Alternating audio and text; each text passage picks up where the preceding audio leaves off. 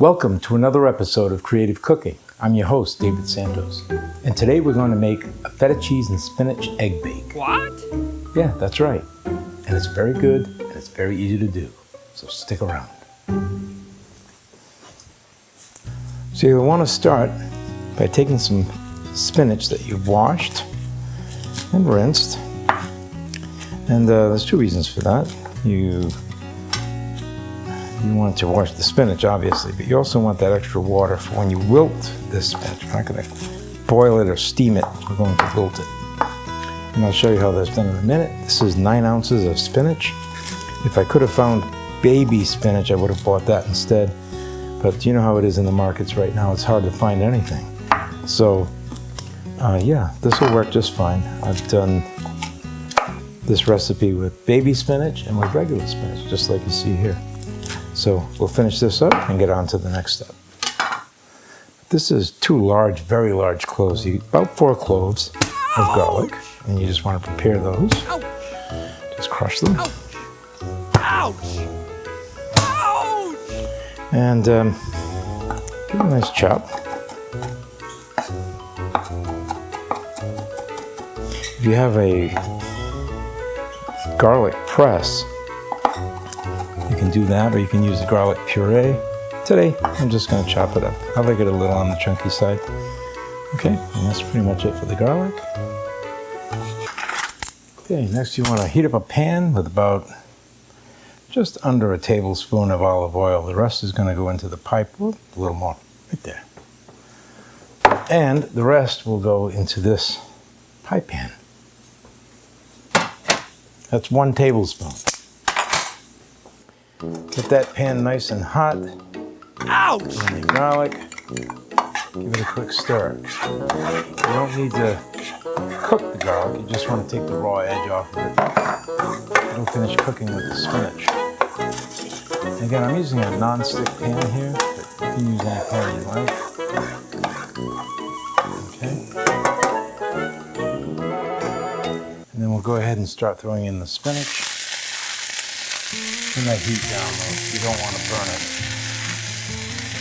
Now remember, there's some extra moisture in here, and as the spinach heats up, it will wilt.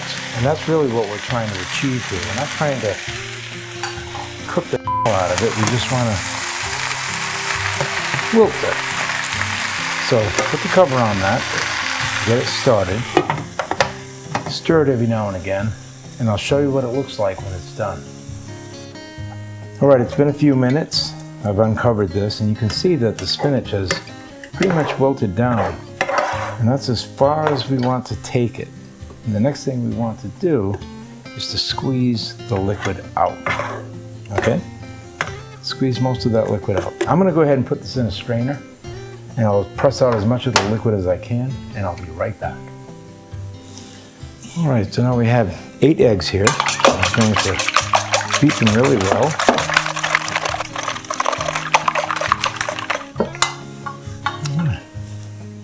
And remember that spinach that we cooked has cooled, and we're going to mix that in.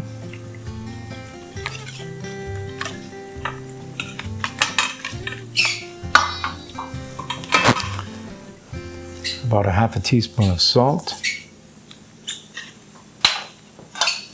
Some black pepper,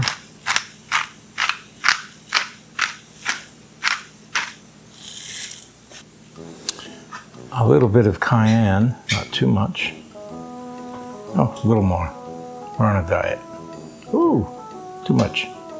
There we go. Give that a mix.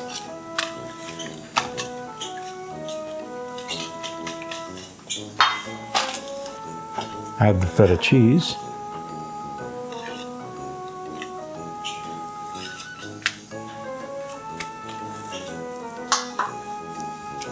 And although this is optional, I like to sprinkle in just a little bit of Parmesan. This is the cheap stuff, not the good stuff, but it'll work. I want this to have a lot of cheese flavor to it. So you got the garlic and the cheese and the eggs. And right now that may not look too appealing, but it will be. All right, and you remember that pie plate. This is a 9-inch pie plate, I believe. And we're just gonna take the rest of that olive oil. Remember, we used 1 tablespoon of olive oil, and we want just enough to grease the bottom of this pie pan. Oh, look at that. Oh, just fit. I'm gonna make my life easier by putting this pie plate on this baking sheet so I have handles, and I don't have to worry about spillage in the oven. Bake in the oven at 350 degrees for about 30 minutes or until the center has set. All right, so it has been 30 minutes. And as you can see, it's still a little jiggly in the center. You should be able to see that. See it? Okay.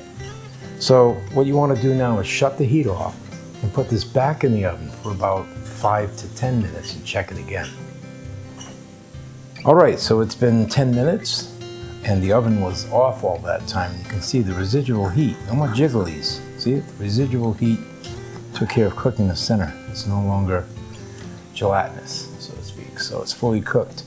And it's on a wire rack now so that we can let it cool.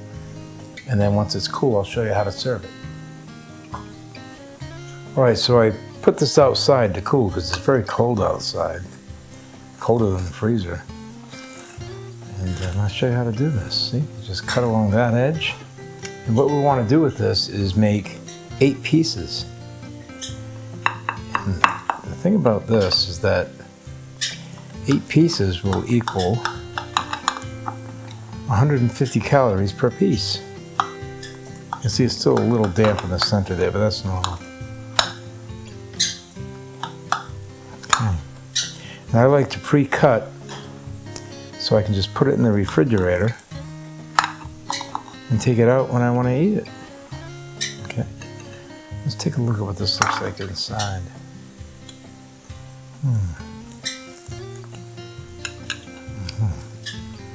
And there it is. There it is. You can see the colors inside the spinach and the cheese. This is a very healthy thing to eat, especially if you're on a diet. And you can say, okay, that piece is 150 calories. I can eat 2 of those for breakfast, and I'm still below my target for the day.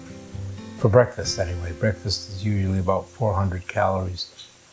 So, yeah, there you have it. It's tasty, it's good for you, and it's low in calorie. All right, that's it for today. And I hope you join us for the next video. Bon appetit.